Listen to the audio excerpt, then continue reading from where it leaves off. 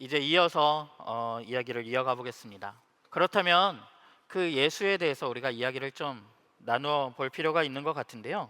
신약 성경에서 예수를 표현하는 말 중에 아주 재미있는 표현이 있습니다. 누가복음이라는 성경에 보면 이런 말이 나오는데요. 예수를 가리켜서 보아라, 저 사람은 마구 먹어대는 자요, 포도주를 마시는 자요, 세리와 죄인의 친구다 라는 말을 합니다. 이게 당시 종교 지도자들이 예수를 가리켜서 평하고 있는 말이거든요. 예수를 가리켜서 뭐라고 합니까? 먹보의 술꾼이라는 거예요. 예수가 먹보의 술꾼이라는 겁니다. 그럼 이런 예수의 모습을 듣거나 보신 적 있으십니까? 현대의 기독교인들을 생각해 보면 선뜻 떠올리기 어려운 이미지입니다. 예수가 먹보의 술꾼이라니. 그런데 그 뒤에 붙은 말이 중요합니다. 왜 예수가 먹보의 술꾼이 되었냐면 그는 세리와 죄인의 친구였기 때문입니다. 세리라는 사람들이 누구였냐면 예수가 살던 당시 이스라엘이 로마의 지배하에 있었는데 이스라엘 사람이면서 이스라엘 사람들에게서 세금을 거두어서 로마에게 갖다 바치는 사람들, 그 사람들을 세리라고 불렀습니다.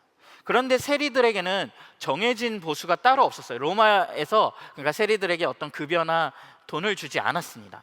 이게 무슨 말이죠?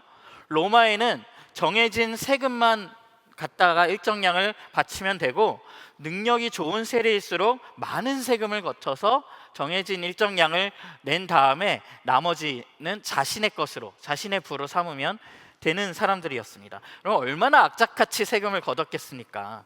우리로 치면 친일파 같은, 상종하기도 싫은, 그래서 실제로 사람들이 상종하기를 거부했던 사람들이 바로 세리였습니다. 또 죄인이라는 말, 여기서 죄인이라고 나오는 말은 누구를 말하냐면 현대사회의 어떤 죄수들하고는 조금 다른 의미를 가지는 말인데요. 아까 앞서 말한 당시에 종교적인 규율들이 있었잖아요. 그런데 그 종교적인 규율을 어긴 사람들은 종교적으로 퇴출될 뿐만 아니라 사회적으로도, 사회 시스템에서도 퇴출이 되어서 사회 시스템의 테두리 안에 정상적으로 있지 못하는 아주 비참한 상태가 되었는데 그들을 죄인이라고 불렀습니다.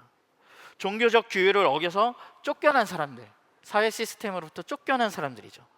그런데 예수가 그렇게 아무도 어울리지 않는 사람들과 친구였고 그들과 어울리면서 먹고 마시기를 즐겨했다라는 것입니다. 그것을 당시 종교 지도자들은 못마땅하게 여겨서 예수에게 문제가 있다라면서 이런 평가를 내리고 있는 겁니다. 그럼 예수가 하고 있는 일을 한번 보시죠. 예수는요, 뭐가 문제라고 생각했냐면 오히려 사람들 간에 어떤 선을 긋고 이쪽은 선한 사람, 이쪽은 나쁜 사람, 이쪽은 우리 편, 친구, 저쪽은 적이라는 구분을 만들거나 또 특별한 영역을 만들어서 그것을 종교를 위한 어떤 종교적인 영역으로 만들려는 그들과 대결을 하셨습니다. 그러니까 오늘날에 어울리기를 어려워하고 술자리는 멀리하고 거룩한 사람들끼리만 모여야지 하는 기독교인이 있다면 예수의 모습하고는 너무 큰 괴리가 사실은 거기에 있지요. 그렇다고 이야기를 듣고 계신 우리 기독교인 여러분, 늘 술자리에 있으란 얘기는 아닙니다. 신약 성경에 기록된 예수의 말 중에 아주 유명한 말이 있습니다. 지금은 비록 기독교 신앙을 가지고 있지 않으시더라도 아주 잠시라도 교회를 다녀보신 적이 있거나 심지어 그렇지 않은 분 중에서도 들어본 적이 있을 법한 유명한 성경 구절인데요. 요한복음이라는 성경의 3장 16절부터 17절 제가 한번 읽어드리겠습니다. 하나님께서 세상을 이처럼 사랑하셔서 외아들을 주셨으니 이는 그를 믿는 자마다 멸망하지 않고 영생을 얻게 하려는 것이다. 하나님께서 아들을 세상에 보내신 것은 세상을 심판하시려는 것이 아니라 아들을 통해서 세상을 구원하시려는 것이다. 이 성경 구절에는 기독교에서 믿는 하나님이 어떤 계획을 가지고 계시며 예수가 무엇을 하려고 했는지가 드러납니다. 하나님이 세상을 사랑하셨고 이 세상을 구원하시려고 하는데, 즉 이 세상을 회복하시려고 하셨는데 그 일을 위해서 하나님의 아들이신 예수가 이 땅에 보내졌다라는 것입니다. 많은 기독교인들이 이 성경 구절을 보면서 여기 나오는 하나님께서 세상을 이처럼 사랑하셔서라고 할 때 이 세상을 자신들이라고 생각하고 굉장히 은혜를 받습니다. 그런데 이런 독법은 사실 조금 이상합니다. 이 구절은 분명히 하나님이 기독교인들을 이처럼 사랑하셔서라고 하지 않고 뭐라고 하고 있습니까? 세상을 이처럼 사랑하셔서라고 말하고 있거든요. 그러니까 하나님의 사랑의 대상이 지금 기독교인들에 한정된 것이 아니라 어디를 향하고 있나요? 세상을. 그리고 어딜 구원하려고요? 세상을 회복하시려고 한다라고 말하고 있단 말이죠. 기독교가 믿는 하나님의 계획은 기독교인들만을 대상으로 하고 있는 것이 아니라 온 세상을 회복하려는 계획이에요. 우리가 질서를 이루어 살아가고 있는 이 사회는 물론 심지어 여기에는 동물과 식물들, 우리가 살아가는 환경까지도 포함된 회복의 계획입니다. 그러니까 기독교인들에게 있어서 중요한 삶의 자리, 본인들이 믿는 바를 살아내야 되는 자리는 교회 안에만 그것이 있는 것이 아니라 공적인 영역인 이 사회 안에 있다라는 것입니다. 한국 기독교 전부가 그런 것은 아니지만 많은 이들에게는 이 기독교가 너무 종교적인 종교가 되어서 공적 영역에서의 역할이나 책임에 대한 인식이 너무 약화되었거나 서툽니다.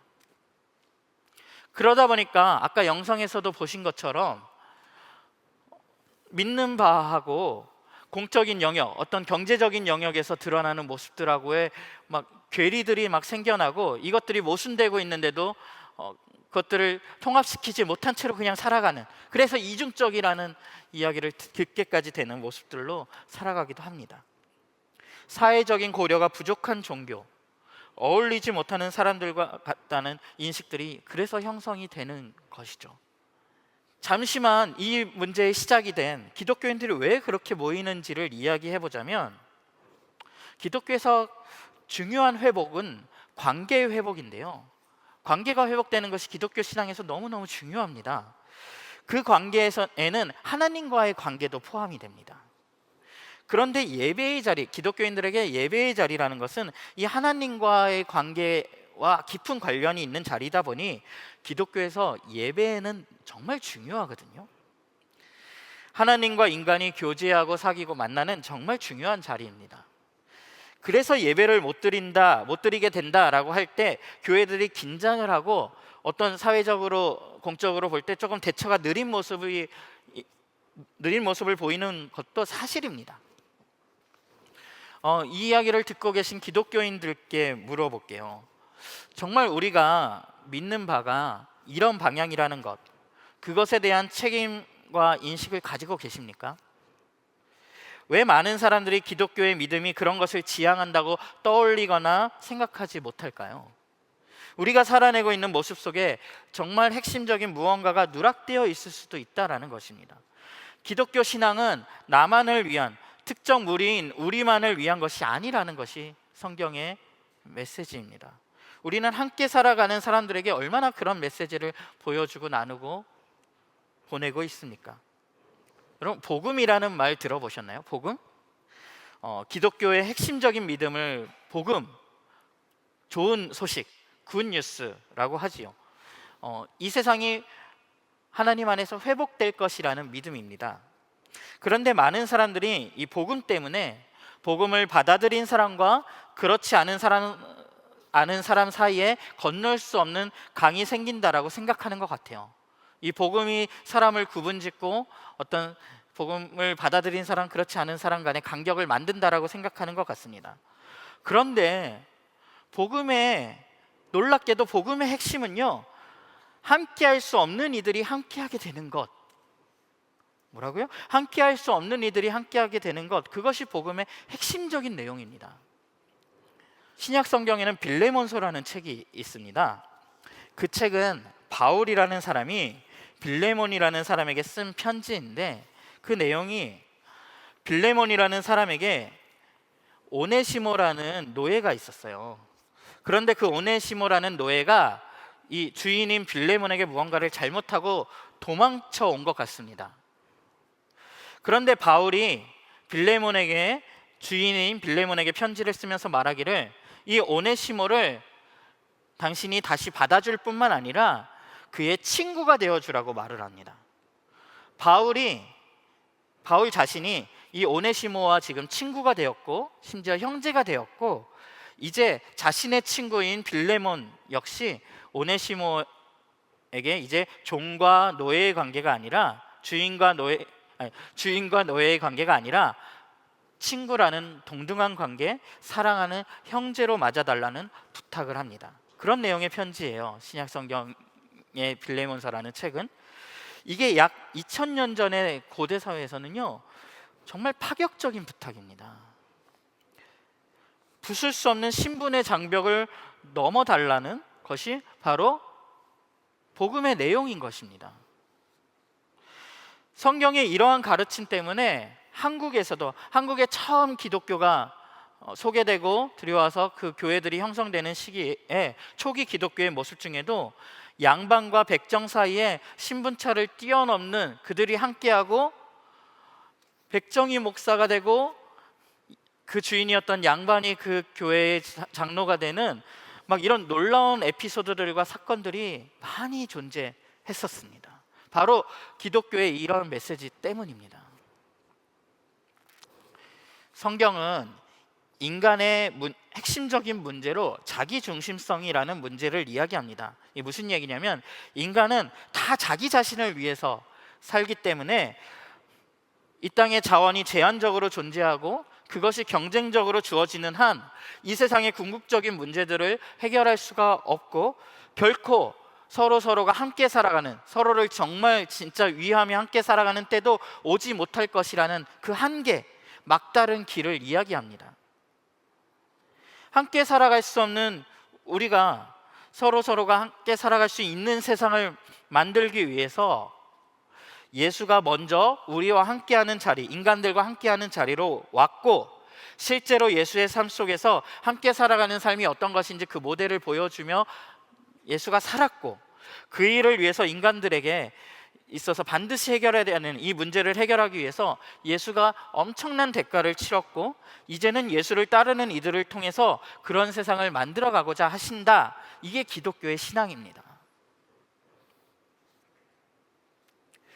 그러니까 기독교 신앙을 제대로 이해하고 받아들인 예수를 따르는 사람들이라면 지금 미얀마와 같은 상황들이 벌어지고 있는 이 나라들을 위해서 기도할 것이고 할 수 있는 일에 대해서 고민할 것입니다. 코로나19와 같은 우리가 모두가 함께 힘든 이 상황 속에서 우리가 어떻게 다른 이들과 함께 돕고 함께 살 수 있을까를 고민할 것입니다. 내 주변에 외로운 누군가를 위해서 관심을 갖고 둘러보며 내 친구의 필요에 대해서 진실한 관심을 기울일 것이고 우리 사회의 문제들에 대해서 진지하고 적극적인 관심을 가지며 그것을 위해 기도하고 참여하고 있을 것입니다. 그런데 기독교인들은 이 일을 함에 있어서 그것이 결국에는 사회적인 시스템, 인간의 지성, 인간의 힘만으로는 불가능하고 그 끝에는 결국 하나님이 필요하다라고 믿는 것, 그것이 바로 기독교인들입니다. 여러분, 인간이 스스로 인간들의 문제를 해결할 수 있다라고 생각하십니까? 여러분들의 문제들을 어디선가 해결할 수 있으십니까? 우리가 하나 되지 못하는 것, 우리의 문명이 발달하면 발달할수록 그에 못지않게 발생하는 더 큰 문제들을 우리들은 목도하고 있지 않습니까? 코로나19라는 상황도 그러한 어려움 중 하나 아닙니까? 기독교는 이 문제들에 대해서 질문을 던지는 것이고 진짜 답이 있을 수 있다라는 가능성을 말하고 싶은 것입니다. 여러분, 기독교인들에게는 참 부족함이 많은 것이 사실입니다. 그래서 우리가 한 기독교라는 이름으로 함께하고 있지만 이 기독교 내에서도 사실은 보면 처음에 보셨던 영상과 같이 서로를 향해서도 답답함을 가지고 씨름하고 있기도 합니다. 왜냐하면 저를 포함한 기독교인들도 똑같이 하나님이 필요한, 자기 욕망과 자기 중심성을 가진 그냥 사람들이거든요. 그래서 이중적인 모습들이 나타나기도 하고 하나님의 본래 계획과 한참 떨어진 모습으로 살아가기도 합니다.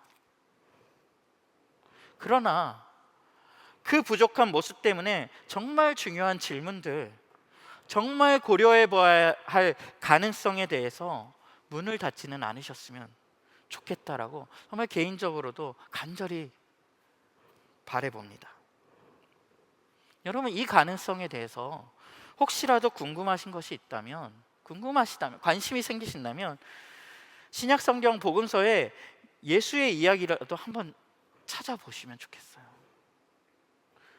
어쩌면 기대치 않고 문득 펼친, 그냥 우연히 펼친 그 책에서 인생의 새로운 가능성을 만나실지도 모릅니다. 지금까지 이 긴 이야기를 들어주셔서 참 감사합니다.